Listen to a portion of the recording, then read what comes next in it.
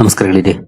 ಈ ವಿಡಿಯೋದಲ್ಲಿ ಈ ವಾರ ನಮ್ಮ ಮಾರ್ಕೆಟ್ ನ ಮೇಲೆ ಅಥವಾ ಕೆಳಗಡೆ ತಗೊಂಡು ಹೋಗಬಹುದಾಗಿರುವಂತಹ ಇಂಪಾರ್ಟೆಂಟ್ ಇವೆಂಟ್ ಗಳ ಬಗ್ಗೆ ತಿಳ್ಕೊಳ್ಳುವಂತ ಪ್ರಯತ್ನವನ್ನು ಮಾಡೋಣ. ಈ ವಾರ ಕೂಡ ಸಾಕಷ್ಟು ಇವೆಂಟ್ ಗಳಿದ್ದಾವೆ. ಖಂಡಿತ ಅವುಗಳು ಡೈರೆಕ್ಟ್ ಆಗಿ ಮಾರ್ಕೆಟ್ ನ ಮೇಲೆ ಪ್ರಭಾವ ಬೀರುವಂತವು. ನೋಡೋಣ ಯಾವೆಲ್ಲ ಇದ್ದಾವೆ, ಯಾವತ್ತಿದ್ದಾವೆ ತಿಳ್ಕೊಳ್ಳೋಣ. ಅದಕ್ಕಿಂತ ಮುಂಚೆ ನೀವೇನಾದ್ರೂ ಇಲ್ಲಿವರೆಗೂ ನಮ್ಮ ಇನ್ಸ್ಟಾಗ್ರಾಮ್ ಹಾಗೂ ಫೇಸ್ಬುಕ್ ಅಕೌಂಟ್ ಗಳನ್ನ ಫಾಲೋ ಮಾಡ್ತಿಲ್ಲ ಅಂತಂದ್ರೆ ಎರಡನ್ನು ಕೂಡ ಫಾಲೋ ಮಾಡಿ. ಎರಡರ ಲಿಂಕ್ ನಿಮ್ಗೆ ಈ ವಿಡಿಯೋದ ಡಿಸ್ಕ್ರಿಪ್ಷನ್ ಅಲ್ಲಿ ಸಿಗುತ್ತೆ. ಹಾಗೆ ಯೂಟ್ಯೂಬ್ ನ ನಮ್ಮ ಅಕೌಂಟ್ ನ ಡಿಸ್ಕ್ರಿಪ್ಷನ್ ಅಲ್ಲೂ ಕೂಡ ಸಿಗುತ್ತೆ. ಇಲ್ಲಿದೆ ನೋಡಬಹುದು, ಕೆಳಗಡೆ ಸ್ಕ್ರಾಲ್ ಮಾಡಿದ್ರೆ ಇವುಗಳು ಮಾತ್ರ ನಮ್ಮ ಅಫಿಷಿಯಲ್ ಚಾನೆಲ್ ಗಳು. ಇನ್ ಕೇಸ್ ನಮ್ಮ ಲೋಗೋ ಅಥವಾ ನಮ್ಮ ಬ್ಯಾನರ್ ಅನ್ನ ಬಳಸ್ಕೊಂಡು ಬೇರೆ ಯಾವ್ದಾದ್ರು ಅಕೌಂಟ್ ಇಂದ ನಿಮ್ಗೆ ಮೆಸೇಜ್ ಗಳೇನಾದ್ರೂ ಬರ್ತಿದ್ರೆ ಅವುಗಳನ್ನ ಇಗ್ನೋರ್ ಮಾಡಿ. ಯಾಕಂದ್ರೆ ನಾವ್ ಯಾರಿಗೂ ಇಂಡಿವಿಜುವಲ್ ಮೆಸೇಜ್ ಗಳನ್ನ ಮಾಡೋದಿಲ್ಲ. ನಮ್ದೇನೇ ಅನೌನ್ಸ್ಮೆಂಟ್ ಇದ್ರು ನಮ್ಮ ವಿಡಿಯೋಗಳಲ್ಲೇ ಮಾಡ್ತೀವಿ. ಲಿಂಕ್ ಇರುತ್ತೆ, ಫಾಲೋ ಮಾಡಿ. ಇನ್ ಕೇಸ್ ಯೂಟ್ಯೂಬ್ ಅಲ್ಲಿ ವಿಡಿಯೋಗಳನ್ನ ಅಪ್ಲೋಡ್ ಮಾಡ್ಲಿಕ್ಕೆ ಏನಾದ್ರೂ ಸಮಸ್ಯೆಗಳಾದ್ರೆ ಇನ್ಸ್ಟಾಗ್ರಾಮ್ ಹಾಗೂ ಫೇಸ್ಬುಕ್ ಅಲ್ಲಿ ನಿಮ್ಗೆ ಅಪ್ಡೇಟ್ ಗಳು ಸಿಗುತ್ತೆ. ಇನ್ನು ಮುಂದುವರಿಯ ಮುಂಚೆ ಡಿಸ್ಕ್ಲೇಮರ್ ಕೊಡ್ಲಿಕ್ಕೆ ಇಷ್ಟಪಡ್ತೇನೆ. ಇಲ್ಲಿ ಕವರ್ ಮಾಡ್ತಿರುವಂತ ಯಾವುದೇ ಸ್ಟಾಕ್ ಕೂಡ ರೆಕಮೆಂಡ್ ಮಾಡ್ತಿಲ್ಲ. ನೀವು ಫರ್ದರ್ ಡಿಮಿಡಿಯೇಷನ್ ತಗೊಳ್ಬಹುದು. ಆಸ್ ಎಜುಕೇಶನಲ್ ಪರ್ಪಸ್ ನಾನು ವಿಡಿಯೋ ಮುಂದೆ ತರ್ತಾ ಇದ್ದೀನಿ. ಹಾಗೆ ಇವೆಂಟ್ ಗಳಿಗೆ ಹೋಗೋದಕ್ಕೆ ಮುಂಚೆ ಕಳೆದ ವಾರದ ನಮ್ಮ ಮಾರ್ಕೆಟ್ ನ ಪರ್ಫಾರ್ಮೆನ್ಸ್ ಅನ್ನ ನೋಡ್ಕೊಂಡು ಮುಂದುವರಿಯೋಣ. ಶುಕ್ರವಾರ ಅಂತ ಕೊನೆ ಮೂಮೆಂಟ್ ಅಲ್ಲಿ ಒಂದಷ್ಟು ಡೌನ್ ಪರ್ಫಾರ್ಮೆನ್ಸ್ ನೋಡ್ಲಿಕ್ಕೆ ಸಿಕ್ತು. ಅದಕ್ಕೆ ಕಾರಣವನ್ನ ಈಗಾಗಲೇ ನಿನ್ನೆ ವಿಡಿಯೋದಲ್ಲಿ ಹಾಗೂ ಮೊನ್ನೆ ವಿಡಿಯೋದಲ್ಲಿ ಎರಡು ವಿಡಿಯೋದಲ್ಲೂ ಕೂಡ ಮೆನ್ಷನ್ ಮಾಡಿದ್ದೆ. ವೀಕ್ಲಿ ಪರ್ಫಾರ್ಮೆನ್ಸ್ ನೋಡಿದ್ರೆ ಕಳೆದ ವಾರ ಆಕ್ಚುಲಿ ಮಾರ್ಕೆಟ್ ಒಂದಿನ ಕ್ಲೋಸ್ ಇತ್ತು. ಜಸ್ಟ್ 4 days ಮಾತ್ರ ಓಪನ್ ಇತ್ತು. ಮಾರ್ಕೆಟ್ ಅಲ್ಲಂತೂ ವೀಕ್ಲಿ ಪರ್ಫಾರ್ಮೆನ್ಸ್ ಅನ್ನು ನೋಡಿದ್ರೆ ಡೌನ್ ಪರ್ಫಾರ್ಮೆನ್ಸ್ ಇದೆ. 1.81% ಅಥವಾ 434 ಪಾಯಿಂಟ್ಸ್ ಡೌನ್ ಅಲ್ಲಿ ನಮ್ಮ ನಿಫ್ಟಿ ಕ್ಲೋಸಿಂಗ್ ಅನ್ನು ಕೊಟ್ಟಿದೆ.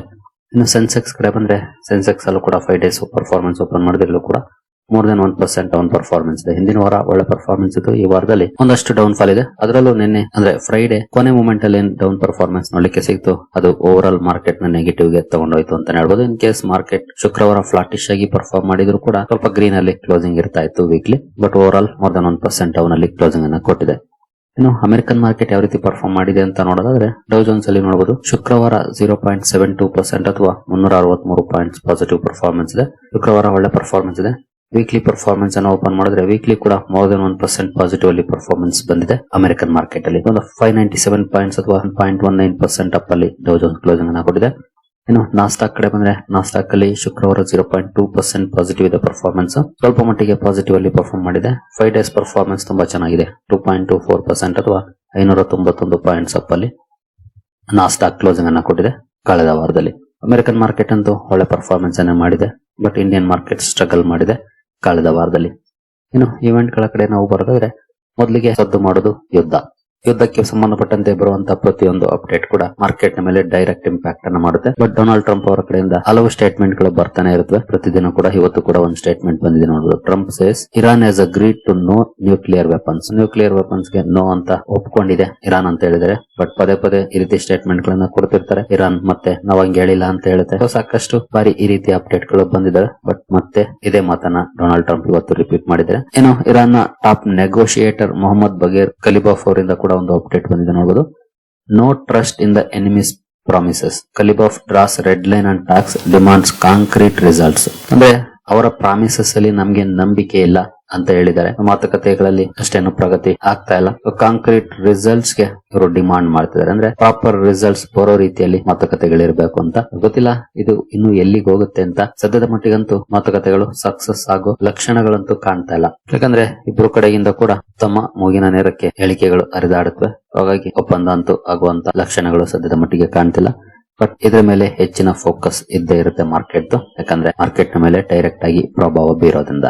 ಇನ್ನು ಮುಂದುವರಿಯ ಮುಂಚೆ ನಿಮ್ಗೇನಾದ್ರೂ ಹೂಡಿಕೆಗೆ ಸಂಬಂಧಪಟ್ಟಂತೆ ಸಪೋರ್ಟ್ ಬೇಕು ಅಂದ್ರೆ ಇಲ್ಲಿರುವಂತಹ ನಂಬರ್ ಗಳ ಮೂಲಕ ನಮ್ಮ ಟೀಮ್ ನ ಕಾಂಟ್ಯಾಕ್ಟ್ ಮಾಡಬಹುದು. ಆದ್ರೆ ಇದಕ್ಕೆ ಒಂದು ಕಂಡೀಷನ್ ಇದೆ.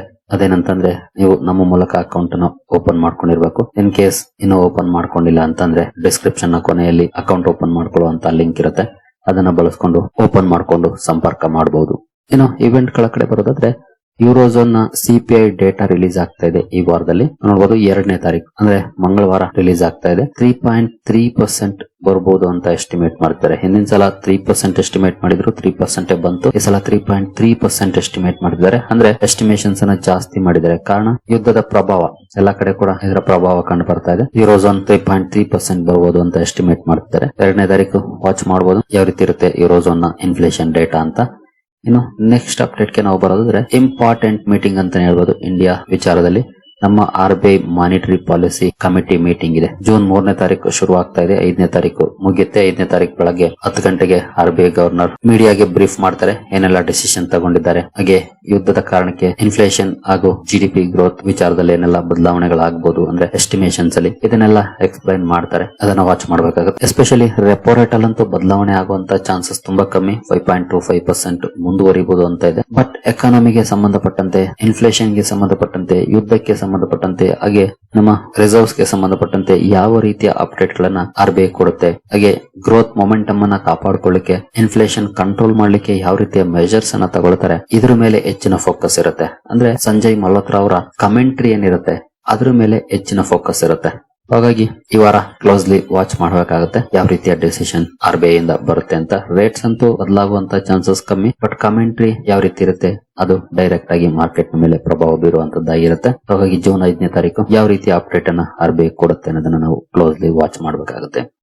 ಇನ್ನು ನಮ್ಮ GDP ಡೇಟಾ ಕೂಡ ರಿಲೀಸ್ ಆಗ್ತಾ ಇದೆ ಈ ವಾರದಲ್ಲಿ.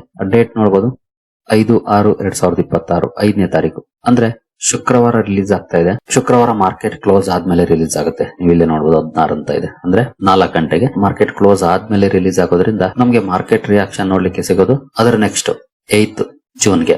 ಫೋರ್ಕಾಸ್ಟ್ ನೋಡಬಹುದು 7.3% ಬರ್ಬೋದು ಅಂತ ಫೋರ್ಕಾಸ್ಟ್ ಮಾಡ್ತಿದ್ದಾರೆ ಈ ಕ್ವಾರ್ಟರ್ದು. ಹಿಂದಿನ ಸಲ 7.2% ಎಸ್ಟಿಮೇಟ್ ಮಾಡಿದ್ರು, ಬಟ್ 7.8% ಬಂದಿತ್ತು. ಈ ಸಲ 7.3% ಫೋರ್ಕಾಸ್ಟ್ ಮಾಡ್ತಿದ್ದಾರೆ. ಯಾವ ರೀತಿ ಇರುತ್ತೆ ಗ್ರೋತ್ ನೋಡ್ಬೇಕಾಗುತ್ತೆ, ಯಾಕಂತಂದ್ರೆ ಎಸ್ಪೆಷಲಿ ಯುದ್ಧದ ಪರಿಣಾಮಗಳು ಇಲ್ಲಿಂದ ಶುರು ಆಗುತ್ತೆ. ಇನ್ನು ಪೂರ್ಣ ಪ್ರಮಾಣದಲ್ಲಿ ಶುರುವಾಗಿಲ್ಲದೆ ಇರಬಹುದು, ಬಟ್ ಒಂದಷ್ಟು ಬಿಗಿನಿಂಗ್ ಎಂಡ್ಸ್ ಸಿಗಬಹುದು. ಹಾಗಾಗಿ ವಾಚ್ ಮಾಡಬೇಕಾಗುತ್ತೆ 5ನೇ ತಾರೀಕು. ಬಟ್ ಮಾರ್ಕೆಟ್ ಕ್ಲೋಸ್ ಆದ್ಮೇಲೆ ಬರೋದ್ರಿಂದ ಈ ವಾರ ರಿಯಾಕ್ಷನ್ ಇರೋದಿಲ್ಲ, ಅದು ಮುಂದಿನ ವಾರಕ್ಕೆ ಹೋಗುತ್ತೆ ರಿಯಾಕ್ಷನ್. ನೋಡೋಣ ಯಾವ ರೀತಿ ಇರುತ್ತೆ GDP ಡೇಟಾ ಅಂತ. ಇನ್ನು ಅಮೆರಿಕದ ಅನ್ಎಂಪ್ಲಾಯ್ಮೆಂಟ್ ರೇಟ್ ಕೂಡ ಈ ವಾರದಲ್ಲಿ ರಿಲೀಸ್ ಆಗ್ತಾ ಇದೆ. ಡೇಟ್ ನೋಡಬಹುದು, ಅಗೇನ್ ಇದು ಕೂಡ 5th ಜೂನ್ ಇದೆ. ಹಿಂದಿನ ಸಲ 4.3% ಫೋರ್ಕಾಸ್ಟ್ ಮಾಡಿದ್ರು, ಬಂದಿದ್ದು ಕೂಡ 4.3 ಇತ್ತು. ಈ ಸಲ ಕೂಡ 4.3% ಫೋರ್ಕಾಸ್ಟ್ ಮಾಡ್ತಾರೆ. ಇದು ಕೂಡ ಬಹಳ ಇಂಪಾರ್ಟೆಂಟ್ ಆಗುತ್ತೆ, ಯಾಕಂದ್ರೆ ಅಗೇನ್ ಯುದ್ಧದ ಪರಿಣಾಮಗಳು ಅಲ್ಲೂ ಕೂಡ ನೋಡ್ಲಿಕ್ಕೆ ಸಿಗುವಂತ ಚಾನ್ಸಸ್ ಇರುತ್ತೆ. ನೋಡೋಣ ಯಾವ ರೀತಿ ಇರುತ್ತೆ ಅಂತ. ಫೋರ್ಕಾಸ್ಟ್ ಅಂತೂ ಸೇಮ್ ಇದೆ, 4.3% ಮುಂದುವರಿಸಿದ್ದಾರೆ. ಯಾವ ರೀತಿ ಇರುತ್ತೆ ಕಾದು ನೋಡಬೇಕಾಗಿದೆ. ಇದು ಕೂಡ ಮಾರ್ಕೆಟ್ ನ ಮೇಲೆ ಪ್ರಭಾವ ಬೀರುವಂತದ್ದೇ ಆಗಿರುತ್ತೆ. ಇನ್ನು ಭಾರತ ಹಾಗೂ ಅಮೆರಿಕದ ಜೊತೆ ಟ್ರೇಡ್ ನೆಗೋಷಿಯೇಷನ್ಸ್ ಮತ್ತೆ ಶುರುವಾಗ್ತಾ ಇದೆ. 4-day ಟಾಕ್ಸ್ ಜೂನ್ 1ರಿಂದ ಅಂದ್ರೆ ನಾಳೆಯಿಂದ ಶುರು ಆಗ್ತಾ ಇದೆ. ಈ ಕಡೆ ಕೂಡ ನಾವು ಗಮನ ಇಟ್ಟಿರ್ಬೇಕಾಗುತ್ತೆ ಯಾವ ರೀತಿಯ ಅಪ್ಡೇಟ್ ಗಳು ಬರುತ್ತೆ ಅಂತ. ಮೊನ್ನೆ ತಾನೇ ಸರ್ಗಿಯೋ ಗೋರ್ ಅವರು 99% ಆಗಿದೆ, ಇನ್ನು 1% ಬಾಕಿ ಇದೆ ಅಂತ ಹೇಳಿದ್ರು. ಸದ್ಯದಲ್ಲೇ ಅನೌನ್ಸ್ಮೆಂಟ್ ಆಗ್ಬೋದು ಅಂತ. ಹಾಗಾಗಿ ಈ ವಾರ ಇರುವಂತ ಈ ನೆಗೋಷಿಯೇಟರ್ಸ್ ಮೀಟಿಂಗ್ ಬಹಳನೇ ಇಂಪಾರ್ಟೆನ್ಸ್ ಅನ್ನ ಪಡ್ಕೊಳ್ಳುತ್ತೆ. ನೋಡೋಣ ಇದರಿಂದ ಏನಾದ್ರೂ ಔಟ್ಕಮ್ ಬರುತ್ತಾ ಅಂತ. ಈ ವಾರ ಇದ್ರ ಮೇಲೆ ಕೂಡ ಗಮನವನ್ನ ಇಟ್ಟಿರ್ಬೇಕಾಗುತ್ತೆ. ಇನ್ನು ಮೇ ಇವತ್ತಿಗೆ ಮುಗಿತಾ ಇದೆ, ನಾಳೆಯಿಂದ ಜೂನ್ ಸ್ಟಾರ್ಟ್ ಆಗ್ತಾ ಇದೆ. 1ನೇ ತಾರೀಕು ಬಂತು ಅಂದ್ರೆ ಆಟೋ ಸೇಲ್ಸ್ ಡೇಟಾ ರಿಲೀಸ್ ಆಗುತ್ತೆ, ಜೊತೆಗೆ ಮಂತ್ಲಿ ಬಿಸ್ನೆಸ್ ಅಪ್ಡೇಟ್ ಗಳು ಕೂಡ ರಿಲೀಸ್ ಆಗುತ್ತೆ ಕಂಪನಿಗಳದ್ದು. ಹಾಗಾಗಿ ಆ ಕಡೆ ಕೂಡ ಗಮನವನ್ನ ಇಟ್ಟಿರ್ಬೇಕಾಗುತ್ತೆ. ನಾಳೆ ಆಟೋ ಸ್ಟಾಕ್ಸ್ ಗಳು ಫೋಕಸ್ ಅಲ್ಲಿ ಇರ್ತವೆ.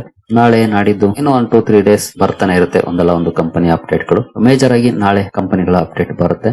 ಹಾಗಾಗಿ ಕ್ಲೋಸ್ಲಿ ವಾಚ್ ಮಾಡಬೇಕಾಗುತ್ತೆ ಆಟೋ ಸೆಕ್ಟರ್ ಅನ್ನ. ಎಸ್ಪೆಷಲಿ ಆಟೋ ಸೆಕ್ಟರ್ ಅಲ್ಲಿ ಒಂದಷ್ಟು ಒಳ್ಳೆ ಪರ್ಫಾರ್ಮೆನ್ಸ್ ಇತ್ತೀಚಿನ ದಿನಗಳಲ್ಲಿ ನೋಡ್ಲಿಕ್ಕೆ ಸಿಗ್ತಾನೆ ಹೋಗ್ತಾ ಇದೆ. ಹಾಗಾಗಿ ಆಟೋ ಸೇಲ್ಸ್ ಅಲ್ಲಿ ಯಾವ ರೀತಿ ಪರ್ಫಾರ್ಮೆನ್ಸ್ ಇದೆ ಅದು ಬಹಳನೇ ಮ್ಯಾಟರ್ ಆಗುತ್ತೆ. ಹಾಗಾಗಿ ವಾಚ್ ಮಾಡಬೇಕು ಆಟೋ ಸೇಲ್ಸ್ ಡೇಟಾ ಕೂಡ.